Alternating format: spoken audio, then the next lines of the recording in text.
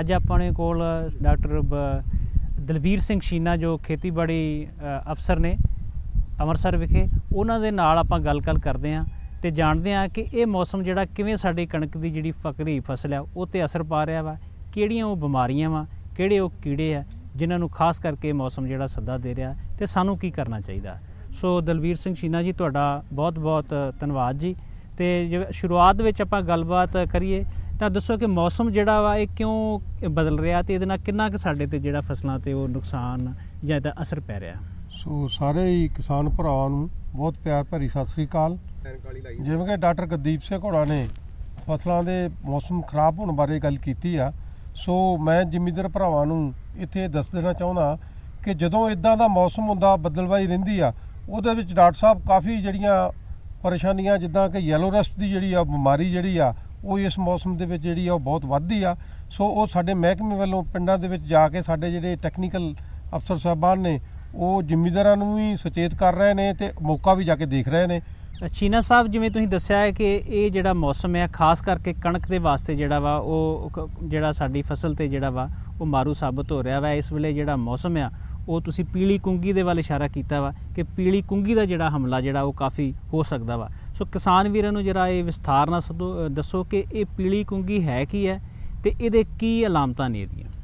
Doctor ਸਾਹਿਬ, ਇਹ ਜਿਹੜੀ ਬਿਮਾਰੀ ਆ ਇਹ ਸਾਰਾ ਸਾਲ ਹੀ ਪਹਾੜਾਂ ਦੇ ਵਿੱਚ ਜਿਹੜੀ ਆ ਉਹ ਪਲਦੀ ਰਹਿੰਦੀ ਆ, ਕਿਉਂਕਿ ਉੱਥੇ ਬਹੁਤ ਹੋਰ ਵੀ ਜੰਗਲੀ ਜੜੀ ਬੂਟੀਆਂ ਹੁੰਦੀਆਂ ਨੇ, ਉਹਨਾਂ 'ਤੇ ਸਾਰਾ ਸਾਲ ਪਲਦੀ ਰਹਿੰਦੀ ਆ। ਔਰ ਜਦੋਂ ਇਹ ਸਾਡਾ ਸੀਜ਼ਨ ਕਣਕ ਦਾ ਹੁੰਦਾ, ਉੱਧਰੋਂ ਬਾਅਦ ਇਹ ਮਾਈਗਰੇਟ ਕਰਨੀ ਸ਼ੁਰੂ ਕਰਨ ਦੀ ਹਵਾ ਰਾਹੀਂ ਵੀ ਆਉਂਦੀ ਆ, ਤੇ ਜਦੋਂ ਇਹ ਬੱਦਲਬਾਈ ਹੁੰਦੀ ਆ, ਇਹੋ ਜਿਹਾ ਮੌਸਮ ਹੁੰਦਾ, ਸੋ ਉਦੋਂ ਇਹ ਜਿਹੜੀ ਬਿਮਾਰੀ ਆ ਇਹ ਬਹੁਤ ਜ਼ਿਆਦਾ ਫੈਲਦੀ ਆ। ਸੋ ਮੈਂ ਇਹਦੇ ਬਾਰੇ ਤੁਹਾਨੂੰ ਥੋੜ੍ਹਾ ਜਿਹਾ ਦੱਸ ਦੇਵਾਂ ਕਿ ਜ਼ਿਮੀਂਦਾਰ ਭਰਾਵਾਂ ਨੂੰ ਸਾਡੇ ਮਹਿਕਮੇ ਵੱਲੋਂ ਵੀ ਜਿਹੜਾ ਉਹ ਬੜਾ ਦੱਸਿਆ ਜਾ ਰਿਹਾ, ਪਰ ਫਿਰ ਵੀ ਇਹਦੇ ਜਿਹੜੇ ਸਿੰਪਟਮ ਨੇ, ਜੇ ਜ਼ਿਮੀਂਦਾਰ ਭਰਾ ਆਪਣੇ ਖੇਤ ਦੇ ਵਿੱਚ ਗੇੜਾ ਮਾਰਦੇ ਰਹਿਣ ਤੇ ਉਹਨਾਂ ਨੂੰ ਬੜੇ ਆਸਾਨੀ ਦੇ ਨਾਲ ਆਪਾਂ ਉਹਦੀ ਘੋਖ ਕਰ ਸਕਦੇ ਹਾਂ। ਸੋ ਉਹਦੇ 'ਚ ਕੀ ਆ ਕਿ ਜ਼ਿਮੀਂਦਾਰ ਭਰਾਵਾਂ ਨੂੰ ਇਹੋ ਹੀ ਬੇਨਤੀ ਕੀਤੀ ਜਾਂਦੀ ਆ ਕਿ ਆਪਣੇ ਖੇਤ ਦੇ ਵਿੱਚ ਜਾਓ, ਔਰ ਜਦੋਂ ਖੇਤ ਦੇ ਵਿੱਚ ਜਾਂਦੇ ਆ ਆਪਾਂ ਕੁਛ ਪੱਤਿਆਂ ਦੇ ਉੱਤੇ ਜੇ ਕੁਛ ਪੀਲਾਪਣ ਜਿੱਦਾਂ ਹਲਦੀ ਹੁੰਦੀ ਆ ਇਸ ਤਰੀਕੇ ਦੀ, ਜਾਂ ਆਪਾਂ ਚਿੱਟੇ ਕੱਪੜੇ ਪਾਏ ਹੋਣ ਤੇ ਆਪਾਂ ਕੱਪੜੇ ਪਾ ਕੇ ਚਿੱਟੇ, ਤੇ ਜਦੋਂ ਖੇਤ ਦੇ ਵਿੱਚ ਜਾਂਦੇ ਆ ਤੇ ਜੇ ਆਪਣੇ ਕੱਪੜਿਆਂ ਨੂੰ ਪੀਲਾ ਰੰਗ ਲੱਗਦਾ, ਕੁਛ ਪੀਲਾ ਪੀਲਾ ਜਿਹਾ ਲੱਗਦਾ, ਜਾਂ ਆਪਾਂ ਇਹ ਟੈਸਟ ਕਰ ਸਕਦੇ ਹਾਂ ਕਿ ਵਾਈਟ ਕਾਗਜ਼ ਲੈ ਕੇ ਤੇ ਜਿੱਥੇ ਆਪਾਂ ਨੂੰ ਸ਼ੱਕ ਪੈਂਦਾ ਉੱਥੇ ਕਾਗਜ਼ ਜਿਹੜਾ ਆਪਾਂ ਉਹਨਾਂ ਪੱਤਿਆਂ ਦੇ ਉੱਤੇ ਫੇਰਦੇ ਆ, ਤੇ ਜੇ ਉਹ ਪੀਲੇ ਹੁੰਦੇ ਨੇ, ਉਹਨਾਂ ਦੇ ਪੀਲਾਪਣ ਆਉਂਦਾ, ਤੇ ਇਹਦਾ ਮਤਲਬ ਆਪਣੀ ਜਿਹੜੀ ਆ ਉਹ ਯੈਲੋ ਰਸਟ ਜਿਹੜੀ ਬਿਮਾਰੀ ਆ ਉਹ ਆ ਰਹੀ ਆ। ਤੇ ਪਹਿਲਾਂ ਇਹ ਥੋੜੀ ਥੋੜੀ ਪੈਚਸ ਦੇ ਵਿੱਚ ਆਉਂਦੀ ਆ ਔਰ ਉਹਦੇ ਤੋਂ ਬਾਅਦ ਹੌਲੀ ਹੌਲੀ ਇਹ ਵੱਧਦੀ ਆ। ਸੋ ਵਾਕਈ ਇਹ ਜਿਹੜੀ ਸਾਨੂੰ ਇਸ ਵੇਲੇ ਆਪਣੇ ਖੇਤਾਂ ਨੂੰ ਜਿਹੜਾ ਉਹ ਨਿਰੀਖਣ ਕਰਨ ਦੀ ਬਹੁਤ ਹੀ ਜਿਹੜੀ ਆ ਉਹ ਲੋੜ ਆ। ਸਾਨੂੰ ਇਹ ਚਾਹੀਦਾ ਹੈ ਕਿ ਖੇਤਾਂ ਵੱਲ ਗੇੜਾ ਮਾਰਦੇ ਰਹੀਏ ਤੇ ਇਹ ਦੇਖੀਏ ਇਹ ਕਿਤੇ ਉਹ ਸਾਡੇ ਪੱਤੇ ਜਿਹੜੇ ਕਣਕ ਦੇ ਉਹਨਾਂ ਦੇ ਉੱਤੇ ਪੀਲੇ ਰੰਗ ਦਾ ਜਿਹੜਾ ਧੂੜਾ ਉਹ ਨਾ ਬਣੇ। ਜੇ ਉਹ ਧੂੜਾ ਨਜ਼ਰ ਆਉਂਦਾ ਤੇ ਸਾਨੂੰ ਤੁਰੰਤ ਜਿਹੜਾ ਵਾ ਉਹ ਮਾਹਰਾਂ ਦੀ ਨਜ਼ਰ ਦੇ ਵਿੱਚ ਜਿਹੜਾ ਉਹ ਲਿਆਉਣਾ ਚਾਹੀਦਾ। ਹੋਰ ਸ਼ੀਨਾ ਸਾਹਿਬ, ਤੁਸੀਂ ਦੱਸੋ ਕਿ ਜਿੱਦਾਂ ਤੁਸੀਂ ਦੱਸਿਆ ਕਿ ਇਸ ਤੋਂ ਬਾਅਦ ਜਿਹੜਾ ਵਾ ਜੇ ਇਹ ਜਿਹੜਾ ਧੂੜਾ ਨਜ਼ਰ ਆਵੇ ਤਾਂ ਕਿਹੜੀ ਜਿਹੜੀ ਆ ਦਵਾਈਆਂ ਦਾ ਉਹ ਸਪਰੇਅ ਜਿਹੜਾ ਵਾ ਸਰਕਾਰ ਵੱਲੋਂ ਸਿਫਾਰਿਸ਼ ਕੀਤੀ ਜਾਂਦੀ ਹੈ, ਕਿੰਨਾ ਉੱਤੇ ਪਾਣੀ ਜਿਹੜਾ ਲੱਗਦਾ ਵਾ ਤੇ ਕਿਵੇਂ ਉਹ ਸਪਰੇਅ ਜਿਹੜੀ ਆ ਉਹ ਸਾਨੂੰ ਕਰਨੀ ਚਾਹੀਦੀ ਹੈ ਤਾਂ ਕਿ ਇਹ ਬਿਮਾਰੀ ਜਿਹੜੀ ਆ ਹੋਰ ਵਧੇ ਨਾ। ਹਾਂਜੀ ਡਾਕਟਰ ਸਾਹਿਬ, ਬਹੁਤ ਵਧੀਆ ਤੁਸੀਂ ਸਵਾਲ ਕੀਤਾ। ਇਹ ਕੀ ਆ ਕਿ ਜਦੋਂ ਆਪਾਂ ਖੇਤ ਦੇ ਵਿੱਚ ਜਾ ਕੇ ਐਨਾਲਿਸਿਸ ਕਰ ਲਿਆ ਕਿ ਆਪਣੇ ਯੈਲੋ ਰਸਟ ਆ ਗਈ ਆ, ਸੋ ਉੱਥੇ ਕੀ ਕਰਨਾ, ਆਪਾਂ ਸਾਡੇ ਕੋਲ ਜਿਹੜੀ ਟਿਲਟ ਦਵਾਈ ਆਉਂਦੀ ਆ ਬਾਜ਼ਾਰ ਦੇ ਵਿੱਚ, ਜਾਂ ਇਹਨੂੰ ਟ੍ਰੋਪੀਕੋਨਾਜ਼ੋਲ ਆਪਾਂ ਕਹਿੰਦੇ ਆ, ਉਹ ਜਿਹੜੀ 200 ml ਦਵਾਈ ਜਿਹੜੀ ਆ 200 ml ਦਵਾਈ ਜਿਹੜੀ ਆਪਾਂ 100 ਲੀਟਰ ਪਾਣੀ ਦੇ ਵਿੱਚ ਪਾ ਕੇ ਤੇ ਆਪਾਂ ਉਹਦੀ ਸਪਰੇਅ ਕਰਨੀ ਆ। ਸਪਰੇਅ ਵੀ ਆਪਾਂ ਉਸ ਟਾਈਮ ਤੇ ਕਰਨੀ ਆ ਜਦੋਂ ਕਿ ਤਰੇਲ ਲੱਥੀ ਹੋਵੇ। ਸੋ ਇਸ ਤਰੀਕੇ ਦੇ ਨਾਲ ਜੇ ਆਪਾਂ ਸਪਰੇਅ ਕਰਾਂਗੇ ਤੇ ਆਪਣੀ ਜਿਹੜੀ ਯੈਲੋ ਰਸਟ ਦੀ ਬਿਮਾਰੀ ਆਪਣੀ ਆ ਕੰਟਰੋਲ ਹੋ ਜਾਏਗੀ। ਸੋ ਤੁਸੀਂ ਦੱਸਿਆ ਹੈ ਕਿ ਜਿਹੜੀ ਟਿਲਟ ਦਵਾਈ ਆ ਇਹਨੂੰ ਸਪਰੇਅ ਜਿਹੜਾ ਕਰਨਾ ਚਾਹੀਦਾ। ਬਹੁਤ ਸਾਰੀਆਂ ਦਵਾਈਆਂ ਜਿਹੜੀਆਂ ਉਹ ਬਾਜ਼ਾਰ ਦੇ ਵਿੱਚ ਮਿਲਦੀਆਂ ਵਾ, ਉਹ ਕਿਹੜੀਆਂ ਜਿਹੜੀਆਂ ਖਾਸ ਕੋਈ ਟੈਕਨੀਕਲ ਜਿਹੜਾ ਮੁੱਦਾ ਵਾ ਉਹ ਧਿਆਨ 'ਚ ਰੱਖਣਾ ਚਾਹੀਦਾ ਬਈ ਉਹਦਾ ਕੈਮੀਕਲ ਵੱਲ ਨਜ਼ਰ ਰੱਖੀ ਜਾਵੇ। ਕੋਈ ਸਰਕਾਰ ਵੀ ਇਹਦੇ ਵੱਲੋਂ ਜਿਹੜੀਆਂ ਦਵਾਈਆਂ ਜਿਹੜੀਆਂ ਉਹ ਦੇ ਰਹੀ ਆ, ਵਿਭਾਗ ਵੱਲੋਂ ਵੀ ਇਹਦਾ ਕੋਈ ਪ੍ਰਬੰਧ ਕੀਤਾ ਗਿਆ, ਇਹਦੇ ਕਿਸਾਨ ਵੀਰਾਂ ਨੂੰ ਦੱਸੋ। ਸੋ ਡਾਕਟਰ ਸਾਹਿਬ, ਉਹਦੇ 'ਚ ਕੀ ਆ ਕਿ ਸਾਡੇ ਮਹਿਕਮੇ ਖੇਤੀਬਾੜੀ ਵਿਭਾਗ ਵੱਲੋਂ ਵੀ ਜਿਹੜੀ ਆ 50% ਸਬਸਿਡੀ ਦੀ ਜਿਹੜੀ ਆ ਉਹ ਦਵਾਈ ਜਿਹੜੀ ਆ ਦਿੱਤੀ ਜਾ ਰਹੀ ਆ। ਸੋ ਜ਼ਿਮੀਂਦਾਰਾਂ ਨੂੰ ਉੱਥੇ ਇਹੋ ਹੀ ਅਸੀਂ ਕਹਿੰਦੇ ਆ ਵੀ ਜਿੱਥੇ ਜੇ ਬਿਮਾਰੀ ਆ ਗਈ ਆ ਤੇ ਉੱਥੇ ਆਪਾਂ ਜਿਹੜੀ ਦਵਾਈ ਇਹ ਸਪਰੇਅ ਕਰਨੀ ਆ, ਤੇ ਜੇ ਕਿਤੇ ਬਿਮਾਰੀ ਨਹੀਂ ਹੈਗੀ ਫਿਰ ਆਪਾਂ ਨੂੰ ਸਪਰੇਅ ਕਰਨ ਦੀ ਜ਼ਰੂਰਤ ਨਹੀਂ। ਬਾਕੀ ਜੇ ਕਿ ਜ਼ਿਮੀਂਦਾਰ ਭਰਾਵਾਂ ਨੇ ਬਾਜ਼ਾਰ ਦੇ ਵਿੱਚੋਂ ਵੀ ਦਵਾਈ ਇਹ ਲੈਣੀ ਆ ਤੇ ਉੱਥੇ ਜਿਹੜੀ ਆ ਇਹ ਜਿਹੜਾ ਟੈਕਨੀਕਲ ਜਿਹੜਾ ਮੈਂ ਦੱਸਿਆ ਟ੍ਰੋਪੀਕੋਨਾਜ਼ੋਲ ਜਿਹੜਾ ਉਹ ਲੈ ਕੇ ਆਪਾਂ ਜਿਹੜੀ ਵੀ ਦੁਕਾਨਦਾਰ ਕੋਲ ਲੈਣੀ ਆ, ਵਧੀਆ ਕੰਪਨੀ ਦੀ ਦਵਾਈ ਲੈ ਕੇ ਉਹਦਾ ਨਾਲ ਬਿੱਲ ਜ਼ਰੂਰ ਲੈਣਾ, ਕਿਉਂਕਿ ਬਿੱਲ ਜੇ ਆਪਾਂ ਲੈਂਦੇ ਆ ਤੇ ਆਪਾਂ ਨੂੰ ਸ਼ੁੱਧ ਤੇ ਪਿਓਰ ਦਵਾਈ ਮਿਲਦੀ ਆ। ਤੇ ਉਹ ਦਵਾਈ ਲੈ ਕੇ ਤੇ ਆਪਾਂ ਵਧੀਆ ਤਰੀਕੇ ਦੇ ਨਾਲ 100 ਲੀਟਰ ਪਾਣੀ ਜਾਂ 120 ਲੀਟਰ ਪਾਣੀ ਦੇ ਵਿੱਚ ਪਾ ਕੇ ਉਹਨੂੰ ਵਧੀਆ ਤਰੀਕੇ ਨਾਲ ਆਪਾਂ ਸਪਰੇਅ ਕਰਾਂਗੇ। ਸਪਰੇਅ ਕਰਨ ਲੱਗਿਆ ਮੈਂ ਜ਼ਿਮੀਂਦਾਰਾਂ ਨੂੰ ਇੱਥੇ ਇਹੀ ਸਿਫਾਰਿਸ਼ ਕਰਾਂਗਾ ਕਿ ਵਧੀਆ ਤਰੀਕੇ ਦਾ ਮਤਲਬ ਇਹ ਆ ਕਿ ਕੋਈ ਵੀ ਫਾਟ ਨਹੀਂ ਰਹਿਣੀ ਚਾਹੀਦੀ ਤੇ ਬਿਲਕੁਲ ਵਧੀਆ ਤਰੀਕੇ ਨਾਲ ਸਪਰੇਅ ਹੋਊਗੀ ਤੇ ਫਿਰ ਹੀ ਆਪਣੀ ਜਿਹੜੀ ਉਹ ਬਿਮਾਰੀ ਖੇਤ ਦੇ ਵਿੱਚ ਨਹੀਂ ਹੋਊਗੀ। ਡਾਕਟਰ ਸਾਹਿਬ ਤੁਸੀਂ ਦੱਸਿਆ ਕਿ ਜਿਹੜੀ ਪ੍ਰੋਪੀਕੋਨਾਜ਼ੋਲ ਦਵਾਈ ਆ ਉਹ ਬਿੱਲ ਤੇ ਸਾਨੂੰ ਕਿਸਾਨਾਂ ਤੋਂ ਜਿਹੜੀ ਡੀਲਰਾਂ ਤੋਂ ਲੈਣੀ ਚਾਹੀਦੀ ਆ ਔਰ ਉਹ ਬਿੱਲ ਨੂੰ ਜਿਹੜਾ ਉਹ ਸਾਂਭ ਕੇ ਰੱਖਣਾ ਚਾਹੀਦਾ ਵਾ। ਸਪਰੇਅ ਜਿਹੜੀ ਆ ਉਹ ਧਿਆਨ ਨਾਲ ਕਰਨੀ ਚਾਹੀਦੀ ਹੈ। ਕੀ ਦੁਬਾਰਾ ਸਪਰੇਅ ਕਰਨ ਦੀ ਵੀ ਲੋੜ ਪੈਂਦੀ ਹੈ? ਡਾਕਟਰ ਸਾਹਿਬ ਜੇ ਤਾਂ ਕਿਤੇ ਆਪਾਂ ਨੂੰ ਦੁਬਾਰਾ ਅਸੀਂ ਉੱਥੇ ਸਿਫਾਰਿਸ਼ ਕਰਦੇ ਸਾਂ ਇਸ ਦਵਾਈ ਦੀ 2 ਵਾਰ ਜਿੱਥੇ ਆਪਾਂ ਬੀ ਰੱਖਣਾ ਹੁੰਦਾ ਸੀਗਾ ਤੇ ਜੇ ਕਿਤੇ ਸੀਵੀਅਰ ਅਟੈਕ ਹੁੰਦਾ ਤੇ ਫਿਰ ਆਪਾਂ 10 ਤੋਂ 15 ਦਿਨ ਬਾਅਦ ਦੁਬਾਰਾ ਵੀ ਇਹਦੀ ਜਿਹੜੀ ਆ ਉਹ ਸਪਰੇਅ ਦੀ ਰਿਕਮੈਂਡਡ ਹੈ, ਦੁਬਾਰਾ ਵੀ ਆਪਾਂ ਸਪਰੇਅ ਕਰ ਸਕਦੇ ਹਾਂ। ਸੋ ਜੇ ਆਪਾਂ 2 ਵਾਰਾਂ ਖੇਤ ਦੇ ਵਿੱਚ ਜਿੱਦਾਂ ਖੇਤਾਂ 'ਚ ਬਿਮਾਰੀ ਆ ਗਈ ਆ 15-15 ਦਿਨ ਬਾਅਦ 2 ਵਾਰਾਂ ਆਪਾਂ ਸਪਰੇਅ ਕਰ ਦਾਂਗੇ ਤੇ ਆਪਣੀ ਜਿਹੜੀ ਆ ਫਸਲ ਬਿਲਕੁਲ ਤੰਦਰੁਸਤ ਰਹੇਗੀ, ਕੋਈ ਬਿਮਾਰੀ ਦਾ ਅਟੈਕ ਨਹੀਂ ਹੋ ਸਕਦਾ। ਸੋ ਵਾਕਈ ਇਹ ਸਾਨੂੰ ਜਿਹੜੀ ਆ ਧਿਆਨ ਰੱਖਣ ਵਾਲੀ ਗੱਲ ਹੈ। ਤੇ ਸ਼ੀਨਾ ਸਾਹਿਬ ਜਿਵੇਂ ਕਿ ਤੁਸੀਂ ਆਮ ਕਰਕੇ ਜਿਹੜੇ ਬਹੁਤ ਸਾਰੇ ਫੀਲਡ ਜਿਹੜੇ ਤੁਸੀਂ ਵੇਖੇ ਹੋਣਗੇ, ਕੋਈ ਖਾਸ ਕਿਸਾਨਾਂ ਨੂੰ ਜਿਹੜੀ ਦੱਸਣ ਵਾਲੀ ਗੱਲ ਹੈ ਕਿ ਕੋਈ ਖਾਸ ਕਿਸਮ ਦੇ ਉੱਤੇ ਜਿਹੜੀ ਆ ਉਹ ਜਿਹੜਾ ਇਹਦਾ ਹਮਲਾ ਜਿਹੜਾ ਤੁਸੀਂ ਦੇਖਿਆ ਵਾ ਤੇ ਕਿਸਾਨਾਂ ਨੂੰ ਜਿਹੜਾ ਵਾ ਅੱਗੇ ਸੀਜ਼ਨ ਤੋਂ ਵੀ ਜਾਂ ਹੁਣ ਵੀ ਅਜੇ ਵੀ ਸਾਨੂੰ ਜਿਹੜਾ ਵਾ ਧਿਆਨ ਰੱਖਣ ਦੀ ਲੋੜ ਆ, ਉਹ ਕੋਈ ਦੱਸੋ ਜੀ। ਡਾਕਟਰ ਸਾਹਿਬ ਇੱਥੇ ਵੇਖੋ ਅਸੀਂ ਤਾਂ ਹਰ ਕੈਂਪ ਦੇ ਵਿੱਚ, ਹਰ ਮੇਲੇ ਦੇ ਵਿੱਚ, ਹਰ ਜਿੱਥੇ ਵੀ ਜਾਂਦੇ ਹਾਂ ਸਾਡੇ ਮਾਰ ਅਸੀਂ ਇਹੋ ਹੀ ਸਿਫਾਰਿਸ਼ ਕਰਦੇ ਹਾਂ ਕਿ ਖੇਤੀਬਾੜੀ ਮਹਿਕਮੇ ਵੱਲੋਂ ਜਾਂ ਜਿਹੜੀ ਯੂਨੀਵਰਸਿਟੀ ਵੱਲੋਂ ਪ੍ਰਮਾਤਮ ਕਿਸਮਾਂ ਨੇ ਉਹਨਾਂ ਦਾ ਹੀ ਬੀਜ ਆਪਾਂ ਬੀਜੀਏ, ਕਿਉਂਕਿ ਅਸੀਂ ਵੈਰਾਈਟੀਆਂ ਹੀ ਉਹ ਰਿਲੀਜ਼ ਕਰਦੇ ਹਾਂ ਜਿਹੜੇ ਰੈਜ਼ਿਸਟੈਂਸ ਨੇ, ਜਿਨ੍ਹਾਂ ਤੇ ਬਿਮਾਰੀ ਨਹੀਂ ਆਉਂਦੀ। ਪਰ ਕਈ ਵਾਰੀ ਆਪਣੇ ਜ਼ਿਮੀਂਦਾਰ ਭਰਾ ਸਾਡੇ ਤੋਂ ਬਗੈਰ ਬਾਹਰੋਂ ਜਾ ਕੇ ਬੀਜ ਜਿਹੜੀਆਂ ਦੂਜੀਆਂ ਸਟੇਟਾਂ ਦੇ ਵਿੱਚੋਂ ਲਿਆ ਕੇ ਤੇ ਜੇ ਉਹ ਕਈ ਵਾਰੀ ਅਸੀਂ ਆਮ ਖੇਤਾਂ 'ਚ ਵੇਖਿਆ ਕਈ 1-2 ਕੇਸ ਇਦਾਂ ਦੇ ਵੀ ਆਏ ਨੇ ਕਿ ਜਿਨ੍ਹਾਂ ਨੇ ਰਲਾ ਕਰਕੇ ਕਣਕ ਬੀਜੀ ਆ, 2 ਵੈਰਾਈਟੀਆਂ ਰਲਾ ਕੇ ਬੀਜੀ ਆ, ਪਰ ਉਹ ਵੈਰਾਈਟੀਆਂ ਅਸੀਂ ਇੱਥੇ ਸਿਫਾਰਿਸ਼ ਹੀ ਨਹੀਂ ਕਰਦੇ। ਉਹਨਾਂ ਦੇ ਮਾੜੇ ਜਿਹੇ ਸਿੰਪਟਮ ਆਏ ਨੇ ਪਰ ਉੱਥੇ ਵੀ ਅਸੀਂ ਜਾ ਕੇ ਸਪਰੇਅ ਕਰਵਾ ਦਿੱਤੀ ਆ ਤੇ ਬੜਾ ਵਧੀਆ ਉਹਨਾਂ ਦਾ ਰਿਜ਼ਲਟ ਜਿਹੜਾ ਉਹ ਬਿਮਾਰੀ ਜਿਹੜੀ ਆ ਉਹ ਖਤਮ ਹੋ ਰਹੀ ਆ। ਸੋ ਮੈਂ ਜ਼ਿਮੀਂਦਾਰ ਭਰਾਵਾਂ ਨੂੰ ਇਹੋ ਹੀ ਇੱਥੇ ਪੁਰਜੋਰ ਬੇਨਤੀ ਕਰਾਂਗਾ ਕਿ ਜਿਹੜੀਆਂ ਸਾਡੀਆਂ ਵੈਰਾਈਟੀਆਂ ਸਾਡੀ ਯੂਨੀਵਰਸਿਟੀ ਵੱਲੋਂ ਮਹਿਕਮੇ ਖੇਤੀਬਾੜੀ ਵੱਲੋਂ ਜਿਹੜੀਆਂ ਸਿਫਾਰਿਸ਼ ਕੀਤੀਆਂ ਜਾਂਦੀਆਂ ਉਹੀ ਵੈਰਾਈਟੀਆਂ ਆਪਾਂ ਬੀਜੀਏ ਤੇ ਫਿਰ ਉਹਨਾਂ ਤੇ ਜਿਹੜੀ ਆ ਇਹੋ ਜਿਹੀ ਯੈਲੋ ਰੈਸਟ ਵਰਗੀ ਬਿਮਾਰੀ ਜਿਹੜੀ ਆ ਉਹ ਨਹੀਂ ਆਉਂਦੀ। ਸ਼ੀਨਾ ਸਾਹਿਬ ਤੁਸੀਂ ਦੱਸਿਆ ਕਿ ਜਿਹੜੀਆਂ ਕਿਸਮਾਂ ਵਾ ਇਹ ਤੇ ਜਿਹੜੀ ਸਾਨੂੰ ਬੜੀ ਧਿਆਨ ਦੇਣ ਦੀ ਲੋੜ ਹੈ।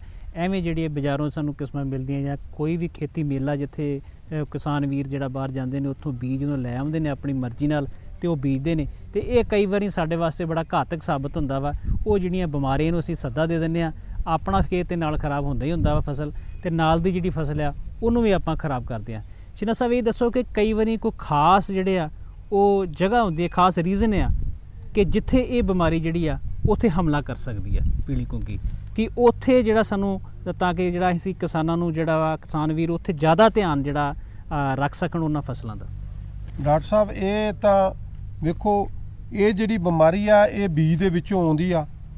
ਬੀਜ ਤੋਂ ਭਾਵ ਇਹ ਆ ਕਿ ਅਸੀਂ ਬਾਰ-ਬਾਰ ਜ਼ਿਮੀਂਦਾਰ ਭਰਾਵਾਂ ਨੂੰ ਕੈਂਪਾਂ ਦੇ ਵਿੱਚ ਵੀ ਬੇਨਤੀ ਕਰਦੇ ਆ ਕਿ ਜਦੋਂ ਆਪਣਾ ਬੀਜ ਬਣਾਉਣਾ ਖੇਤ ਦੇ ਵਿੱਚ ਤੇ ਉਸ ਖੇਤ ਦੇ ਵਿੱਚ 2 ਸਪਰੇਆਂ ਕਮ ਸੇ ਕਮ ਟਿਲਡ ਦੀਆਂ ਕੀਤੀਆਂ ਹੋਣ ਤੇ ਜੇ ਟਿਲਡ ਦੀਆਂ ਆਪਾਂ ਸਪਰੇਆਂ ਕਰਾਂਗੇ ਤੇ ਉਹ ਕਣਕ ਪੂਰੀ ਪਕਾ ਕੇ ਵਢਾਵਾਂਗੇ ਤੇ ਮੁੜ ਕੇ ਉਹਨੂੰ ਵਧੀਆ ਤਰੀਕੇ ਦੇ ਨਾਲ ਆਪਾਂ ਉਹਨੂੰ ਵਧੀਆ ਬੋਰੀਆਂ ਦੇ ਵਿੱਚ ਪਾ ਕੇ ਪੂਰੀ ਧੁੱਪ ਲਵਾ ਕੇ ਰੱਖਾਂਗੇ ਤੇ ਫਿਰ ਇਹ ਬਿਮਾਰੀ ਨਹੀਂ ਆਉਂਦੀ। ਸੋ ਇਹ ਉਹਨਾਂ ਖੇਤਾਂ ਦੇ ਵਿੱਚ ਆਉਂਦੀ ਆ ਜਿਨ੍ਹਾਂ ਦੇ ਵਿੱਚ ਪਹਿਲੇ ਸਾਲ ਬਿਮਾਰੀ ਸੀਗੀ, ਕਣਕ ਦੇ ਵਿੱਚ ਸੀਗੀ ਬਿਮਾਰੀ ਤੇ ਜਦੋਂ ਆਪਾਂ ਬੀਜਿਆ ਉਹਦੇ ਤੋਂ ਗਾਂ ਫਿਰ ਇਹ ਬਿਮਾਰੀ ਵੱਧਦੀ ਆ। ਤੇ ਸੋ ਇਹ ਅੰਮ੍ਰਿਤਸਰ ਜ਼ਿਲ੍ਹੇ 'ਚ ਬਹੁਤ ਘੱਟ ਆ। ਸੋ ਪਹਾੜ ਵਾਲੇ ਨੀਮ ਪਹਾੜੀ ਇਲਾਕਿਆਂ ਦੇ ਵਿੱਚ ਜਿਹੜੀ ਇਹ ਬਿਮਾਰੀ ਆਉਂਦੀ ਹੈ, ਪਰ ਸਾਡੇ ਮਹਿਕਮੇ ਵੱਲੋਂ ਬਾਰ-ਬਾਰ ਜਾ ਕੇ ਜ਼ਿਮੀਂਦਾਰਾਂ ਨੂੰ ਵੀ ਆਪ ਵੀ ਫਸਲਾਂ ਨੂੰ ਵੇਖਿਆ ਜਾ ਰਿਹਾ। ਸੋ ਇੱਥੇ ਅਜੇ ਤੱਕ ਕੋਈ ਇਦਾਂ ਦੇ ਕੋਈ ਜ਼ਿਆਦਾ ਕੇਸ ਨਹੀਂ ਹੈਗੇ ਕਿ ਜਿੱਥੇ ਆਪਾਂ ਕਹੀਏ ਵੀ ਇੱਥੇ ਅੰਮ੍ਰਿਤਸਰ ਜ਼ਿਲ੍ਹੇ ਦੇ ਵਿੱਚ ਜਿਹੜੀ ਆ ਉਹ ਯੈਲੋ ਰੈਸਟ ਆਈ ਆ। ਸੋ ਸ਼ੀਨਾ ਸਾਹਿਬ ਤੁਹਾਡਾ ਕਹਿਣ ਦਾ ਭਾਵ ਇਹ ਹੈ ਕਿ ਜਿਹੜੇ ਸਾਡੇ ਨੀਮ ਪਹਾੜੀ ਇਲਾਕੇ ਆ, ਹਾਂਜੀ, ਜਿਵੇਂ ਕਿ ਹੁਸ਼ਿਆਰਪੁਰ ਆ ਗਿਆ, ਆਪਣਾ ਗੁਰਦਾਸਪੁਰ ਆ ਗਿਆ, ਸੋ ਜਿਹੜੇ ਇਹ ਵਾਲੇ ਏਰੀਏ ਆ ਜਾਂ ਇਹਨਾਂ ਦੇ ਨਾਲ ਲੱਗਦੇ ਜਿਹੜੇ ਸਾਡੇ ਬਲਾਕ ਹੈ, ਜਿਵੇਂ ਅੰਮ੍ਰਿਤਸਰ ਦੇ ਜਿਹੜੇ ਬਲਾਕ ਆਉਣਗੇ ਜਾਂ ਹੋਰ ਜ਼ਿਲ੍ਹਿਆਂ ਦੇ ਜਿਹੜੇ ਬਲਾਕ ਆ ਉਹ ਲਾਗਲੇ ਜਿਹੜੇ ਬਲਾਕ ਉਹਨਾਂ ਨੂੰ ਕਿਸਾਨਾਂ ਨੂੰ ਜਿਹੜਾ ਵਾ ਬਹੁਤ ਧਿਆਨ ਰੱਖਣ ਦੀ ਲੋੜ ਹੈ ਤਾਂ ਕਿ ਉਹ ਜਿਹੜੀ ਬਿਮਾਰੀ ਆ ਹੋਰ ਨਾ ਜ਼ਿਲ੍ਹਿਆਂ ਦੇ ਵੱਲ ਨਾ ਤੁਰ ਪਵੇ। ਤੇ ਸਾਨੂੰ ਜਿਹੜੀ ਆ ਸਪਰੇਅ ਜਿਹੜੀ ਆ ਉਹ ਬਹੁਤ ਧਿਆਨ ਨਾਲ ਕਰਨੀ ਚਾਹੀਦੀ ਹੈ। ਕਿਸਾਨਾਂ ਨੂੰ ਕੀ ਸੰਦੇਸ਼ ਦੇਣਾ ਚਾਹੋਗੇ ਜੇ ਇਹ ਬਿਮਾਰੀ ਆ ਜਾਂਦੀ ਆ ਤੇ ਹੋਰਨਾਂ ਕਿਸਾਨਾਂ ਨੂੰ ਵੀ ਸਾਨੂੰ ਦੱਸਣਾ ਚਾਹੀਦਾ, ਪਿੰਡ ਪੱਧਰ ਤੇ ਕੋਈ ਵਿਆਪਕ ਪੱਧਰ ਤੇ ਅਨਾਉਂਸਮੈਂਟ ਜਿਹੜੀ ਆ ਉਹ ਕਰਾਉਣੀ ਚਾਹੀਦੀ ਹੈ ਤਾਂ ਕਿ ਆਪਣਾ ਦੇ ਬਚਾਅ ਅਸੀਂ ਕਰ ਹੀ ਰਹੇ ਹਾਂ, ਹੋਰਨਾਂ ਕਿਸਾਨਾਂ ਦਾ ਵੀ ਜਿਹੜਾ ਉਹ ਬਚਾਅ ਹੋਵੇ। ਉਹਦੇ 'ਚ ਮੈਂ ਤਾਂ ਜ਼ਿਮੀਂਦਾਰ ਭਰਾਵਾਂ ਨੂੰ ਇਹੋ ਹੀ ਪੁਰਜੋਰ ਬੇਨਤੀ ਕਰਦਾ ਕਿ ਆਪਣੇ ਖੇਤਾਂ ਦੇ ਵਿੱਚ ਜ਼ਰੂਰ ਚੱਕਰ ਮਾਰੋ। ਚੱਕਰ ਮਾਰਨ ਦਾ ਮਤਲਬ ਹੈ ਵੀ ਕਣਕ ਦੇ ਵਿੱਚ ਜਿੱਦਾਂ ਜਿਹੜੀ ਸਟੇਜ ਹੋਣਾ ਡਾਕਟਰ ਸਾਹਿਬ ਉਹਦੇ ਖੇਤ ਦੇ ਵਿੱਚ ਦੀ ਲੰਘ ਕੇ ਵੇਖੋ।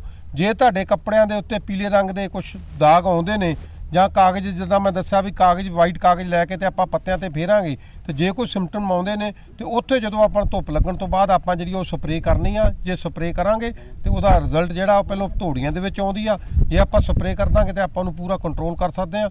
ਸੋ ਜੇ ਇਨ ਕੇਸ ਪੂਰੇ ਖੇਤ ਦੇ ਵਿੱਚ ਆ ਗਈ ਆ ਤੇ ਫਿਰ ਅਸੀਂ ਇਹ ਵੀ ਸਿਫਾਰਿਸ਼ ਕਰਦੇ ਆ ਕਿ 15-15 ਦਿਨਾਂ ਬਾਅਦ ਜਿਹੜੀਆਂ 2 ਸਪਰੇਆਂ ਜਿਹੜੀਆਂ ਉਹ ਕੀਤੀਆਂ ਰਹਿਣ। ਸੋ ਮੇਰੀ ਇੱਥੇ ਇਹ ਵੀ ਬੇਨਤੀ ਜ਼ਿਮੀਂਦਾਰ ਭਰਾਵਾਂ ਦੀ, ਆਪਣੇ ਖੇਤਾਂ ਦੇ ਵਿੱਚ ਜ਼ਰੂਰ ਰੋਜ਼ ਗੇੜਾ ਮਾਰੋ ਤੇ ਬਾਕੀ ਕਿਸਾਨਾਂ ਨੂੰ ਵੀ ਜਿਹੜਾ ਉਹ ਦੱਸਿਆ ਜਾਵੇ, ਜੇ ਕਿਤੇ ਉਹ ਸਮੱਸਿਆ ਆਉਂਦੀ ਆ ਹੋਰਨਾਂ ਕਿਸਾਨਾਂ ਨੂੰ ਵੀ ਦੱਸਿਆ ਜਾਵੇ ਕਿ ਉਹ ਆਪਣੇ ਖੇਤ ਜਿਹੜੇ ਆ ਉਹ ਵੀ ਚੰਗੀ ਤਰ੍ਹਾਂ ਜਿਹੜਾ ਉਹ ਭਾਂਪ ਲੈਣ, ਕਿਉਂਕਿ ਜਿਹੜੇ ਅੱਜ ਕੱਲ੍ਹ ਦਾ ਜਿਹੜਾ ਮੌਸਮ ਆ ਇਹਦੇ ਵਿੱਚ ਜਿਹੜੀ ਬਿਮਾਰੀ ਆ ਉਹ ਵਧਣ ਦੇ ਜਿਹੜੇ ਆ ਪੂਰੇ ਜਿਹੜੇ ਆ ਉਹ ਚਾਂਸ ਹੈਗੇ ਨੇ। ਸਾਨੂੰ ਬਹੁਤ ਹੀ ਧਿਆਨ ਜਿਹੜਾ ਰੱਖਣਾ ਚਾਹੀਦਾ ਵਾ।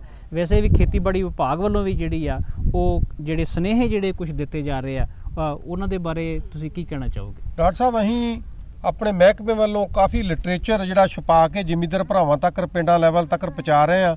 ਸੋ ਉਹਨਾਂ ਨੂੰ ਆਪਣੇ ਟੈਲੀਫੋਨ ਨੰਬਰ, ਸਾਡੇ ਜਿਹੜੇ ਮਾਹਰ ਨੇ ਟੈਕਨੀਕਲ ਨੇ, ਉਹਨਾਂ ਐਕਸਪਰਟ ਨੇ, ਉਹਨਾਂ ਦੇ ਟੈਲੀਫੋਨ ਨੰਬਰ ਵੀ ਉੱਤੇ ਲਿਖੇ ਨੇ। ਅਸੀਂ ਫਿਰ ਵੀ ਜੇ ਕਿਸੇ ਜ਼ਿਮੀਂਦਾਰ ਭਰਾ ਨੂੰ ਪਤਾ ਨਹੀਂ ਲੱਗਦਾ, ਸਾਡੇ ਏਡੀਓ ਸਾਹਿਬਾਨ, ਸਾਡੇ ਜਿਹੜੇ ਅਫਸਰ ਸਾਹਿਬਾਨ ਆ ਉਹ ਜਾ ਕੇ ਆਪ ਖੇਤਾਂ ਦੇ ਵਿੱਚ ਵੀ ਨਿਰੀਖਣ ਕਰਦੇ ਨੇ ਤੇ ਜੇ ਕਿਤੇ ਕੋਈ ਸਿੰਪਟਮ ਆਉਂਦੇ ਨੇ ਤਾਂ ਸਾਡੇ ਕੋਲ ਜਿਹੜੀ ਪੰਜਾਬ ਸਰਕਾਰ ਦੀ ਘਲਾਈ ਦਵਾਈ ਜਿਹੜੀ ਸਬਸਿਡੀ ਤੇ ਆ, ਅਸੀਂ ਉਸ ਵੇਲੇ ਉਹਨਾਂ ਨੂੰ ਸਬਸਿਡੀ ਤੇ ਦਵਾਈ ਵੀ ਦਿੰਦੇ ਆ ਤੇ ਕੋਲ ਖਲੋ ਕੇ ਉੱਥੇ ਸਪਰੇਅ ਵੀ ਕਰਵਾ ਕੇ ਆਉਂਦੇ। ਬਹੁਤ ਵਧੀਆ ਗੱਲ ਹੈ ਜੀ। ਤਾਂ ਇਹ ਸ਼ੀਨਾ ਸਾਹਿਬ ਜਿਹੜੀ ਇਹ ਤਾਂ ਗੱਲ ਹੋ ਗਈ ਜੀ ਪੀਲੀ ਕੁੰਗੀ ਦੀ। ਪੀਲੀ ਕੁੰਗੀ ਤੋਂ ਬਾਅਦ ਜਿਵੇਂ ਸਾਡੀ ਹੁਣ ਕਣਕ ਜਿਹੜੀ ਆ ਉਹ ਸਿੱਟਿਆਂ ਤੇ ਆ, ਤੇਲੇ ਦਾ ਹਮਲਾ ਵੀ ਜਿਹੜਾ ਉਹ ਕਾਫੀ ਦੇਖਣ ਦੇ ਵਿੱਚ ਆ ਰਿਹਾ, ਭਾਵੇਂ ਕਿ ਬਾਰਿਸ਼ ਨਾਲ ਝੜਦਾ ਵੀ ਆ। ਇਹਦੇ ਬਾਰੇ ਕਿਸਾਨ ਵੀਰਾਂ ਨੂੰ ਦੱਸੋ ਕਿ ਇਹ ਜਿਹੜਾ ਤੇਲੇ ਦਾ ਹਮਲਾ ਵਾ ਇਹਨੂੰ ਕਿਵੇਂ ਆਪਾਂ ਰੋਕਥਾਮ ਕਰਨੀ ਹੈ ਤੇ ਕੀ ਅਲਾਮਤਾਂ ਵਾ, ਤੇ ਨਾਲ ਜਿਹੜਾ ਇਹ ਦੱਸਣਾ ਵਾ ਕਿ ਜਿਹੜੇ ਤੇਲੇ ਦੀ ਹਮਲੇ ਦੀ ਜਿਹੜੀ ਉਹ ਸਪਰੇਅ ਆ ਉਹ ਕਦੋਂ ਕਰਨੀ ਚਾਹੀਦੀ ਸਾਨੂੰ। ਐਵੇਂ ਜਾਣਬੁੱਝ ਕੇ ਜਿਹੜੀ ਆ ਉਹ ਕਿਸਾਨਾਂ ਨੂੰ ਤੇਲੇ ਦਾ ਵੇਖ ਕੇ ਜਿਹੜਾ ਵਾ ਤੇ ਉਹਨੂੰ ਸਪਰੇਅ ਨਹੀਂ ਕਰਨੀ ਚਾਹੀਦੀ। ਉਹ ਵੀ ਜਿਹੜਾ ਵਿਸਥਾਰਪੂਰਵਕ ਕਿਸਾਨਾਂ ਨੂੰ ਜਾਣਕਾਰੀ ਦਿਓ। ਸੋ ਡਾਕਟਰ ਸਾਹਿਬ, ਜਿਹੜਾ ਇਹ ਸਵਾਲ ਵੀ ਕੀਤਾ ਤੁਸੀਂ ਬਹੁਤ ਢੁਕਵਾਂ ਇਸ ਸਮੇਂ ਤੇ, ਕਿਉਂਕਿ ਕਈ ਜ਼ਿਮੀਂਦਾਰ ਭਰਾ ਖੇਤ ਦੇ ਵਿੱਚ ਚੱਕਰ ਵੀ ਨਹੀਂ ਮਾਰਦੇ। ਜੇ ਕੋਈ ਲਾਗੇ ਕਿਤੇ ਸਪਰੇਅ ਕਰਨ ਡਿਆ ਦਾ ਤਾਂ ਕਹਿੰਦੇ ਜੀ ਤੇਲੇ ਦੀ ਸਪਰੇਅ ਹੋ ਰਹੀ, ਅਸੀਂ ਵੀ ਤੇਲੇ ਦੀ ਸਪਰੇਅ ਕਰ ਦਈਏ। ਸੋ ਇੱਥੇ ਮੈਂ ਜ਼ਿਮੀਂਦਾਰ ਭਰਾਵਾਂ ਨੂੰ ਇਹ ਸੰਦੇਸ਼ ਦੇਣਾ ਚਾਹੁੰਦਾ ਕਿ ਆਪਣੇ ਖੇਤ ਦੇ ਵਿੱਚ ਜਾ ਕੇ ਪਹਿਲੋਂ ਜਿਹੜਾ ਤੇਲਾ ਆ ਉਹ ਸਿਰਫ ਜਿੱਥੇ ਦਰਖਤ ਹੁੰਦੇ ਨੇ ਛਾਂ ਵਾਲੇ ਥਾਂ ਤੋਂ ਡਾਕਟਰ ਸਾਹਿਬ ਚਾਲੂ ਹੁੰਦਾ। ਉੱਥੇ ਆਪਾਂ ਜੇ ਛਾਂ ਦੇ ਵਿੱਚ ਜਿੱਥੇ ਆਪਣੀ ਲਾਗੇ ਕਣਕ ਆ ਉਹਦੇ ਵਿੱਚ ਜਾਈਏ ਤੇ ਕਣਕ ਦਾ ਸਿੱਟਾ ਵੀ ਤੋੜਨ ਦੀ ਜ਼ਰੂਰਤ ਨਹੀਂ। ਸਿੱਟੇ ਨੂੰ ਲੈ ਕੇ ਆਪਾਂ ਥੈਲੀ ਤੇ ਇਦਾਂ ਜੇ ਝਾੜਦੇ ਆ ਤੇ ਜੇ 5 ਤੋਂ ਵੱਧ ਤੇਲੇ ਆਉਂਦੇ ਨੇ ਤੇ ਫਿਰ ਆਪਾਂ ਸਪਰੇਅ ਜਿਹੜੀ ਉਹ ਕਰਨੀ ਆ। ਸੋ ਇੱਥੋਂ ਤੱਕ ਵੀ ਮੈਂ ਜ਼ਿਮੀਂਦਾਰ ਭਰਾਵਾਂ ਨੂੰ ਬੇਨਤੀ ਕਰਦਾ ਕਿ ਜੇ ਆਪਾਂ ਖੇਤ ਦੇ ਵਿੱਚ ਜਾ ਕੇ ਚੱਕਰ ਮਾਰੀਏ ਜਿੱਥੇ ਆਪਣੇ ਦਰਖਤ ਲੱਗੇ ਨੇ ਜਾਂ ਕੋਈ ਵੀ ਦਰਖਤ ਲੱਗਾ, ਜਿਹੜੇ ਛਾਂ ਵਾਲੇ ਥਾਂ ਤੇ ਜਿਹੜੀ ਕਣਕ ਬੀਜੀ ਆ, ਸਭ ਤੋਂ ਪਹਿਲਾਂ ਤੇਲਾ ਜਿਹੜਾ ਉੱਥੋਂ ਸਟਾਰਟ ਹੁੰਦਾ। ਜੇ ਆਪਾਂ ਉੱਥੇ ਹੀ ਤੇਲੇ ਨੂੰ ਕੰਟਰੋਲ ਕਰ ਲਈਏ ਤੇ ਗਾਹ ਖੇਤ ਦੇ ਵਿੱਚ ਵੱਜਦਾ ਨਹੀਂ ਡਾਕਟਰ ਸਾਹਿਬ। ਸੋ ਉਹਦੇ ਵਾਸਤੇ ਕੀ ਆ ਕਿ ਜਾ ਕੇ ਉਹ ਆਪਾਂ ਸਿੱਟੇ ਨੂੰ ਝਾੜ ਕੇ ਵੇਖਣਾ, ਜੇ 5 ਤੋਂ ਵੱਧ ਤੇਲੇ ਹੈਗੇ ਆ ਤੇ ਫਿਰ ਆਪਾਂ ਸਪਰੇਅ ਕਰਨੀ ਆ। ਸੋ ਡਾਕਟਰ ਸਾਹਿਬ, ਉਹਦੇ ਵਾਸਤੇ ਬਹੁਤ ਜਿਹੜੀਆਂ ਦਵਾਈਆਂ ਮਾਰਕੀਟ ਦੇ ਵਿੱਚ ਵੀ ਮਿਲਦੀਆਂ ਨੇ, ਸਾਡੇ ਮਹਿਕਮੇ ਵੱਲੋਂ ਵੀ ਜ਼ਿਮੀਂਦਾਰ ਭਰਾਵਾਂ ਨੂੰ ਜਿਹੜੀਆਂ ਉਹ ਦਿੱਤੀਆਂ ਜਾਂਦੀਆਂ ਨੇ। ਸੋ ਸਭ ਤੋਂ ਇੱਕ ਤਾਂ ਰੋਗਰ ਦਵਾਈ ਆ 120 ml ਜਿਹੜੀ ਆ ਉਹ 120 ਲੀਟਰ ਪਾਣੀ ਦੇ ਵਿੱਚ ਪਾ ਕੇ ਤੇ ਉਹ ਆਪਾਂ ਸਪਰੇਅ ਕਰਨੀ ਹੁੰਦੀ ਆ ਜੀ। ਉਹਦੇ ਨਾਲ ਬਹੁਤ ਵਧੀਆ ਕੰਟਰੋਲ ਹੋ ਜਾਂਦਾ। ਪਰ ਜ਼ਿਮੀਂਦਾਰ ਭਰਾਵਾਂ ਨੂੰ ਇਸ ਗੱਲ ਦਾ ਵੀ ਖਿਆਲ ਰੱਖਣਾ ਚਾਹੀਦਾ, ਜਦੋਂ ਵੀ ਆਪਾਂ ਸਪਰੇਅ ਕਰਨੀ ਆ ਤਰੇਲ ਲੱਥਣ ਤੋਂ ਬਾਅਦ ਕਰਨੀ ਆ ਤੇ ਫਿਰ ਹੀ ਇਹ ਦਵਾਈਆਂ ਦਾ ਜਿਹੜਾ ਪ੍ਰੋਪਰ ਅਸਰ ਹੁੰਦਾ। ਉਹਦੇ ਤੋਂ ਬਾਅਦ ਮਿੱਡਾ ਦਵਾਈ ਆ, ਗਰੁੱਪ ਦੀ ਦਵਾਈ ਆ, ਉਹ 40 ml ਦਵਾਈ ਜਿਹੜੀ ਆ 100 ਤੋਂ 120 ਲੀਟਰ ਪਾਣੀ ਦੇ ਵਿੱਚ ਪਾ ਕੇ ਆਪਾਂ ਸਪਰੇਅ ਕਰ ਲੈਣੀ ਆ। ਸੋ ਉਹਦੇ ਨਾਲ ਵੀ ਜਿਹੜਾ ਬਹੁਤ ਵਧੀਆ ਕੰਟਰੋਲ ਹੋ ਜਾਂਦਾ। ਸੋ ਇਹ ਜੇ ਆਪਣੇ ਖੇਤ ਦੇ ਵਿੱਚ ਤੇਲਾ ਆਇਆ ਤੇ ਫਿਰ ਹੀ ਆਪਾਂ ਸਪਰੇਅ ਕਰਨੀ ਆ, ਅਦਰਵਾਈਜ਼ ਆਪਾਂ ਸਪਰੇਅ ਨਹੀਂ ਕਰਨੀ। ਕਿਉਂਕਿ ਜੇ ਆਪਾਂ ਸਪਰੇਅ ਵੀ ਕਰਦੇ ਆ ਉਹਦੇ ਨਾਲ ਵੀ ਕਾਫੀ ਕਣਕ ਦੇ ਵਿੱਚ ਜਦੋਂ ਆਪਾਂ ਲੰਘਦੇ ਆ ਤੇ ਕਾਫੀ ਜਿਹੜੀਆਂ ਆਪਣੇ ਸਿੱਟੇ ਜਿਹੜੇ ਆ ਉਹ ਲੰਮੇ ਪੈ ਜਾਂਦੇ ਨੇ। ਜਦੋਂ ਦੀ ਬੰਦਾ ਲੰਘਦਾ ਜੇ ਅਟੈਕ ਹੋਇਆ ਤੇ ਫਿਰ ਹੀ ਆਪਾਂ ਸਪਰੇਅ ਦੀ ਜਿਹੜੀ ਆ ਉਹ ਜ਼ਰੂਰਤ ਆ।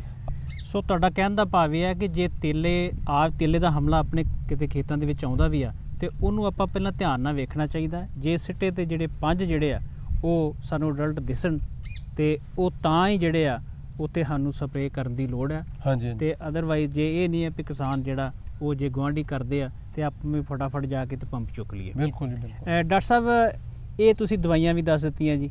ਹੁਣ ਕਈ ਜਿਹੜੀ ਸਾਡੀ ਫਸਲ ਆ ਕਈਆਂ ਕਿਸਾਨਾਂ ਨੇ ਜਿਹੜਾ ਵਾ ਉਹ ਬੀਜ ਵਾਸਤੇ ਰੱਖਣੀ ਆ ਤੇ ਉਹ ਕਿਹੜੀਆਂ ਗੱਲਾਂ ਵਾ ਜਿਹੜੀਆਂ ਸਾਨੂੰ ਖਿਆਲ ਕਰਨੀਆਂ ਚਾਹੀਦੀਆਂ ਤਾਂ ਕਿ ਇਹ ਜਿਹੜਾ ਬੀਜ ਆ ਵਧੀਆ ਇੱਕ ਖਾਲਸ ਬੀਜ ਜਿਹੜਾ ਉਹ ਬਣ ਸਕੇ।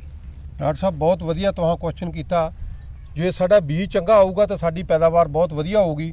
ਸੋ ਇੱਥੇ ਮੈਂ ਜ਼ਿਮੀਂਦਾਰ ਭਰਾਵਾਂ ਨੂੰ ਇਹ ਬੇਨਤੀ ਕਰਦਾ ਕਿ ਜਿਹੜੇ ਵੀ ਜ਼ਿਮੀਂਦਾਰ ਭਰਾਵਾਂ ਨੇ ਜਿਹੜੇ ਵੀ ਆਪਣੇ ਵਾਸਤੇ ਜਿਹੜਾ ਆਪਾਂ ਬੀਜ ਤਿਆਰ ਕਰਦੇ ਆ ਜਾਂ ਆਪਾਂ ਕੋਈ ਚੰਗਾ ਬੀਜ ਤਿਆਰ ਕਰਦੇ ਆ, ਸੋ ਉਹਦੇ ਵਾਸਤੇ ਇੱਕ ਤਾਂ ਆਪਾਂ ਨੂੰ ਰੌਗਿੰਗ ਕਰਨੀ ਬਹੁਤ ਜ਼ਰੂਰੀ ਆ। ਖੇਤ ਦੇ ਵਿੱਚ ਜਾ ਕੇ ਵੇਖੀਏ ਜਿਹੜੇ ਸਿੱਟੇ ਉੱਚੇ ਨਿਕਲ ਗਏ ਨੇ ਬਹੁਤ ਉੱਚੇ, ਉਹਨਾਂ ਨੂੰ ਆਪਾਂ ਉਹਨਾਂ ਖੇਤ ਦੇ ਵਿੱਚੋਂ ਕੱਢ ਦੇਣਾ ਤੇ ਉਹਨਾਂ ਨੂੰ ਬਾਹਰ ਆਪਾਂ ਪੱਠਿਆਂ ਦੇ ਵਿੱਚ ਕੁਤਰ ਕੇ ਤੇ ਪਾ ਦੇਣਾ। ਫਿਰ ਉਸ ਤੋਂ ਬਾਅਦ 1 ਹਫ਼ਤੇ ਬਾਅਦ ਫਿਰ ਗੇੜਾ ਮਾਰ ਕੇ ਖੇਤ ਨੂੰ ਵੇਖੀਏ, ਬਿਲਕੁਲ ਇਕਸਾਰ ਆਪਣੇ ਸਿੱਟੇ ਹੋਣੇ ਚਾਹੀਦੇ ਆ। ਅਸੀਂ ਜਿਹੜੇ ਕੋਈ ਵੀ ਆਫ ਪਲਾਂਟ ਉਹਦੇ ਵਿੱਚ ਨਹੀਂ ਰਹਿਣ ਦੇਣਾ। ਸੋ ਉਹਦੇ ਤੋਂ ਬਾਅਦ ਜਿਹੜੇ ਖੇਤਾਂ ਦੇ ਵਿੱਚ ਆਪਾਂ ਬੀਜ ਤਿਆਰ ਕਰਨਾ, ਉਹਦੇ ਵਿੱਚ ਟਿਲਟ ਦੀਆਂ ਜਿਹੜੀਆਂ 2 ਸਪਰੇਆਂ ਦੀ ਅਸੀਂ ਸਿਫਾਰਿਸ਼ ਕਰਨੇ ਆ ਕਿ 2 ਸਪਰੇਆਂ ਕਰਨੀਆਂ ਨੇ। ਇੱਕ ਤਾਂ ਅਸੀਂ ਕਰਦੇ ਆ ਜਦੋਂ 5 ਤੋਂ 10% ਪੋਲੀਨੇਸ਼ਨ ਸ਼ੁਰੂ ਹੋ ਜਾਂਦੀ ਆ, ਨਿਸਰਨੀ ਸ਼ੁਰੂ ਹੁੰਦੀ ਹੈ ਉਦੋਂ, ਤੇ ਇੱਕ ਨਸਾਰੇ ਦੇ ਲਾਗੇ ਜਾ ਕੇ ਜਦੋਂ ਪੂਰੀ ਨਿਸਰ ਆਉਂਦੀ ਕਣਕ, ਉਦੋਂ ਆਪਾਂ ਟਿਲਟ ਦੀ ਸਪਰੇਅ ਕਰਾਂਗੇ ਤੇ ਬਹੁਤ ਵਧੀਆ ਬੀਜ ਜਿਹੜਾ ਉਹ ਬਣੂਗਾ। ਸੋ ਇੱਥੇ ਨਾਲ ਮੈਂ ਇਹ ਵੀ ਬੇਨਤੀ ਕਰਨਾ ਚਾਹੁੰਦਾ ਕਿ ਕਣਕ ਨੂੰ ਜਿਹਦੇ ਵਿੱਚ ਆਪਾਂ ਬੀਜ ਤਿਆਰ ਕਰਨਾ, ਉਸ ਕਣਕ ਨੂੰ ਪੂਰਾ ਪਕਾ ਕੇ ਵਢਾਉਣਾ ਚਾਹੀਦਾ। ਜੇ ਕਣਕ ਜਿਹੜੀ ਪੂਰੀ ਪੱਕੀ ਹੋਊਗੀ ਤੇ ਫਿਰ ਹੀ ਆਪਣਾ ਬੀਜ ਦੀ ਜਰਮੀਨੇਸ਼ਨ ਵਧੀਆ ਹੋਊਗੀ। ਸੋ ਕਈ ਵਾਰੀ ਜ਼ਿਮੀਂਦਾਰ ਭਰਾ ਕੀ ਕਰਦੇ ਨੇ ਕਿ ਲਾਗੇ ਕੰਬਾਈਨ ਆਈ ਆ, ਉਹਨੂੰ ਵੇਖ ਕੇ ਆਪਣੀ ਕਣਕ ਵੀ ਕਟਾ ਲੈਂਦੇ ਆ, ਪਰ ਉਹ ਕਣਕ ਅਜੇ 2-3 ਦਿਨ ਪੂਰੀ ਪੱਕੀ ਨਹੀਂ ਹੁੰਦੀ। ਸੋ ਕਣਕ ਦੇ ਖੇਤ ਜਿਹੜੇ ਜੇ ਆਪਾਂ ਬੀਜ ਤਿਆਰ ਕਰਨਾ, ਉਹਨੂੰ ਪੂਰਾ ਪਕਾ ਕੇ ਤੇ ਫਿਰ ਆਪਾਂ ਉਹਨੂੰ ਕੰਬਾਈਨ ਨੂੰ ਸਾਫ਼ ਕਰਕੇ ਜਾਂ ਥ੍ਰੈਸ਼ਰ ਨੂੰ ਪੂਰਾ ਸਾਫ਼ ਕਰਕੇ ਤੇ ਫਿਰ ਹੀ ਆਪਾਂ ਉਹ ਕਣਕ ਜਿਹੜੀ ਹਾਰਵੈਸਟ ਕਰੀਏ। ਤੇ ਫਿਰ ਉਹਦੇ ਤੋਂ ਬਾਅਦ ਉਹਨੂੰ ਛਾਣ ਬਣਾ ਕੇ ਪੱਖਾ ਲਾ ਕੇ ਵਧੀਆ ਤਰੀਕੇ ਨਾਲ ਗ੍ਰੇਡ ਕਰਕੇ ਸਾਫ਼ ਨਵੀਆਂ ਬੋਰੀਆਂ ਦੇ ਵਿੱਚ, ਜਿਹਦੇ 'ਚ ਕੋਈ ਵੀ ਸੁਸਰੀ ਨਾ ਹੋਵੇ, ਜਾਂ ਉਹਨਾਂ ਨੂੰ ਸੋਧ ਕੇ ਬੋਰੀਆਂ ਨੂੰ ਉਹਦੇ ਵਿੱਚ ਬੀਜ ਪਾਈਏ ਔਰ ਬੋਰੀਆਂ ਦੇ ਉੱਤੇ ਪੂਰਾ ਆਪਣਾ ਮਾਰਕਾ ਲਾਈਏ ਕਿ ਕਿਹੜੀ ਕਿਸਮ ਆਪਾਂ ਇਹ ਜਿਹੜੀ ਰੱਖੀ ਆ। ਜੇ ਆਪਾਂ 2967 ਰੱਖੀ ਆ ਤੇ ਉੱਥੇ 2967 ਦਾ ਜਿਹੜਾ ਮਾਰਕਾ ਲਾਇਆ ਹੋਵੇ ਤੇ ਤਦ ਕਿ 2 ਸਾਲ ਬਾਅਦ ਆਪਾਂ ਕਣਕ ਬੀਜਣੀ ਆ, ਆਪਾਂ ਨੂੰ ਪਤਾ ਲੱਗ ਜੇ ਕਿ ਇਹੀ ਜਿਹੜੀ ਕਣਕ ਆਪਣੀ ਬੀਜ ਵਾਲੀ ਆ। ਸੋ ਵਾਕਈ ਤੁਸੀਂ ਬੜੀ ਵਧੀਆ ਇੱਕ ਗੱਲ ਦੱਸੀ ਹੈ। ਕਈ ਵਾਰੀ ਸ਼ੀਨਾ ਸਾਹਿਬ ਦੇਖਿਆ ਵੀ ਕਿਸਾਨ ਵੀਰ ਜਿਹੜੇ ਆ ਨਾ, ਉੱਚੇ ਨੀਵੇਂ ਬੂਟੇ ਜਿਹੜੇ ਆ ਉਹ ਕੱਢਦੇ ਨਹੀਂਗੇ, ਭਾਵੇਂ ਕਿ ਇਹ ਵਿਭਾਗ ਸਿਫਾਰਿਸ਼ ਕਰਦਾ ਹੈ। ਤੇ ਕਿਸਾਨ ਵੀਰਾਂ ਨੂੰ ਇਸ ਤਰ੍ਹਾਂ ਤਫਸੀਲ ਨਾਲ ਆਪਾਂ ਦੱਸੀਏ ਕਿ ਇਹ ਜੇ ਨਾ ਆਪਾਂ ਕੱਢੀਏ ਤੇ ਉਹਦਾ ਕੀ ਨੁਕਸਾਨ ਹੈ। ਉਹਦੇ 'ਚ ਡਾਕਟਰ ਸਾਹਿਬ ਇਹ ਆ ਕਿ ਜਦੋਂ ਉੱਚੇ ਨੀਵੇਂ ਬੂਟੇ ਇਸ ਸਾਲ ਇੱਕ ਕਿਆਰੇ ਦੇ ਵਿੱਚ ਜੇ 10 ਬੂਟੇ ਨੇ ਤੇ ਅਗਲੇ ਸਾਲ ਜਦੋਂ ਉਹ ਬੀਜ ਚਲੇ ਗਿਆ ਤੇ ਉਹਦੇ ਵਿੱਚ ਇੱਕ ਖੇਤ ਦੇ ਵਿੱਚ ਕਮ ਸੇ ਕਮ 300-400 ਬੂਟਾ ਇੱਕੇ ਕਿਆਰੇ 'ਚ ਹੋ ਜਾਏਗਾ ਤੇ ਉਹ ਉੱਚੇ ਨੀਵੇਂ ਹੋਣ ਕਰਕੇ ਉਹ ਕੋਈ ਕੁਆਲਿਟੀ ਜਿਹੜੀ ਵਧੀਆ ਨਹੀਂ ਬਣੂਗੀ ਤੇ ਉਹਦੇ 'ਚ ਆਪਣਾ ਨੁਕਸਾਨ ਹੁੰਦਾ। ਸੋ ਇਸ ਕਰਕੇ ਅਸੀਂ ਜ਼ਿਮੀਂਦਾਰਾਂ ਨੂੰ ਸਿਫਾਰਿਸ਼ ਕਰਦੇ ਹਾਂ ਕਿ ਜਿਹੜੀ ਵੀ ਬੀਜ ਵਾਲੀ ਕਣਕ ਆ ਆਪ ਬੀਜਣੀ ਆ ਜਾਂ ਆਪਾਂ ਕਿਤੇ ਮਾਰਕੀਟ 'ਚ ਲੈ ਕੇ ਜਾਣੀ ਆ, ਉਹਦੇ ਵਿੱਚ ਰੌਗਿੰਗ ਕਰਨੀ ਬਹੁਤ ਜ਼ਰੂਰੀ ਆ। ਜੇ ਆਪਾਂ ਖੇਤ ਦੇ ਵਿੱਚ 2 ਵਾਰ ਰੌਗਿੰਗ ਕਰ ਦਈਏ ਤੇ ਬਹੁਤ ਵਧੀਆ ਤੇ ਸੁਧਰਿਆ ਬੀਜ ਤਿਆਰ ਹੋ ਸਕਦਾ। ਔਰ ਇਸ ਤਰ੍ਹਾਂ ਬੀਜ ਤਿਆਰ ਕਰਨ ਦੇ ਨਾਲ ਆਪਣੀ ਜਿਹੜੀ ਪੈਦਾਵਾਰ ਵੀ ਵੱਧਦੀ ਆ, ਸਾਡਾ ਝਾੜ ਵੀ ਜਿਹੜਾ ਉਹ ਵੱਧਦਾ। ਸੋ ਵਾਕਈ ਸ਼ੀਨਾ ਸਾਹਿਬ ਇਹ ਜਿਹੜੀ ਰੌਗਿੰਗ ਆ ਇਹਦਾ ਬੜਾ ਮਹੱਤਵ ਹੈ ਇਹ, ਔਰ ਸਾਨੂੰ ਜਿਹੜੀ ਬੜੇ ਕਰਨੀ ਚਾਹੀਦੀ ਆ। ਔਰ ਜਿਹੜਾ ਬੀਜ ਜਿਹੜਾ ਸਾਨੂੰ ਆਪਣਾ ਜਿਹੜਾ ਖੁਦ ਪੈਦਾ ਕਰਨਾ ਚਾਹੀਦਾ ਵਾ। ਕਈ ਵਾਰੀ ਜਦੋਂ ਬੀਜ ਦੀ ਜੇ ਆਪਾਂ ਕਟਾਈ ਕਰਨੇ ਆ, ਉਸ ਵੇਲੇ ਵੀ ਕਿਸਾਨ ਜਿਹੜੀਆਂ ਬੜੀਆਂ ਅਣਗਹਿਲੀਆਂ ਕਰ ਦਿੰਦਾ ਵਾ ਕਿ ਜਦੋਂ ਆਪਾਂ ਬੀਜ ਰੱਖਦੇ ਆ। ਸੋ ਕਿਹੜੀਆਂ ਗੱਲਾਂ ਦਾ ਸਾਨੂੰ ਜਿਹੜਾ ਉਹ ਧਿਆਨ ਰੱਖਣਾ ਚਾਹੀਦਾ ਵਾ ਜਦੋਂ ਆਪਾਂ ਫਸਲ ਦੀ ਜਿਹੜੀ ਕਟਾਈ ਕਰਦੇ ਆ, ਤਾਂ ਕਿ ਜਿਹੜੀਆਂ ਕਿਸਮਾਂ ਸਾਡੀਆਂ ਜਿਹੜੀਆਂ ਵਾ ਉਹ ਮਿਲ ਨਾ ਜਾਣ। ਸੋ ਡਾਕਟਰ ਸਾਹਿਬ ਇਹਦੇ 'ਚ ਇਹ ਆ ਕਿ ਜਦੋਂ ਆਪਾਂ ਹਾਰਵੈਸਟਿੰਗ ਕਰਦੇ ਆ, ਸਾਨੂੰ ਪਹਿਲਾਂ ਹੀ ਇਹ ਵੇਖ ਲੈਣਾ ਚਾਹੀਦਾ ਵੀ ਜਿਸ ਇਲਾਕੇ ਦੇ ਵਿੱਚ ਅਸੀਂ 2967 ਬੀਜੀ ਆ, ਉਹਦੀ ਜਦੋਂ ਅਸੀਂ ਕਟਾਈ ਕਰਾਉਣੀ ਆ, ਕੰਬਾਈਨ ਨੂੰ ਪੂਰਾ ਸਾਫ਼ ਕਰ ਲਈਏ ਜਾਂ ਥ੍ਰੈਸ਼ਰ ਨੂੰ ਪੂਰਾ ਸਾਫ਼ ਕਰਕੇ, ਕਿਉਂਕਿ ਉਹਦੇ 'ਚ ਕਿਸੇ ਹੋਰ ਕਿਸਮ ਦੇ ਦਾਣੇ ਜਾਂ ਉਹਦੇ 'ਚ 23-29 ਦੇ ਜਾਂ ਕਿਸੇ ਹੋਰ ਕਿਸਮ ਦੇ ਦਾਣੇ ਨਹੀਂ ਹੋਣੇ ਚਾਹੀਦੇ। ਖਿਲਾਰ ਕੇ ਕੰਬਾਈਨ ਨੂੰ ਉਹਦੇ ਛਾਨਣੇ, ਉਹਦਾ ਕਟਰ ਬਾਰ, ਉਹਦਾ ਪੂਰਾ ਜਿਹੜਾ ਉਹ ਸਾਫ਼ ਕਰਵਾ ਲਿਆ ਜਾਵੇ। ਜਦੋਂ ਪਤਾ ਲੱਗ ਜਾਏ ਵੀ ਬਿਲਕੁਲ ਸਫਾਈ ਹੋ ਗਈ ਆ, ਉਹਦੇ ਤੋਂ ਬਾਅਦ ਜਦੋਂ ਆਪਾਂ ਖੇਤ ਦੇ ਵਿੱਚ ਲਾਉਂਦੇ ਆ ਤੇ ਜੇ ਖੇਤ ਦੇ ਦੁਆਲੇ ਦੁਆਲੇ ਇੱਕ ਗੇੜਾ ਆਉਂਦਾ ਤੇ ਉਹ ਜਿਹੜਾ ਥੋੜਾ ਜਿਹਾ ਬੀਜ ਕੱਢ ਕੇ ਵੱਖਰੀ ਢੇਰੀ ਜਿਹੜੀ ਆ ਉਹ ਬਾਜ਼ਾਰ ਦੇ ਵਿੱਚ ਲੈ ਜਾਵੋ ਤੇ ਬਾਕੀ ਜਿਹੜਾ ਬੀਜ ਆ ਉਹ ਜਿਹੜਾ ਆਪਣਾ ਬੀਜ ਵਰਤਣ ਦੇ ਕੰਮ ਜਿਹੜਾ ਆ ਸਕਦਾ, ਉਹ ਫਿਰ ਅਗਲਾ ਜਿਹੜਾ ਬੀਜ ਜਿਹੜਾ ਆਊਗਾ ਉਹ ਬੀਜ ਬਹੁਤ ਵਧੀਆ ਹੋਊਗਾ। ਸੋ ਇਸ ਤਰੀਕੇ ਕਰਨ ਦੇ ਨਾਲ ਆਪਾਂ ਸ਼ੁੱਧ ਤੇ ਵਧੀਆ ਬੀਜ ਤਿਆਰ ਕਰ ਸਕਦੇ ਹਾਂ। ਜੇ ਸ਼ੁੱਧ ਤੇ ਵਧੀਆ ਬੀਜ ਹੋਊਗਾ ਤੇ ਫਿਰ ਨੈਚੁਰਲੀ ਆਪਣਾ ਜਿਹੜਾ ਝਾੜ ਜ਼ਿਮੀਂਦਾਰਾਂ ਦਾ ਜ਼ਿਆਦਾ ਹੋਊਗਾ।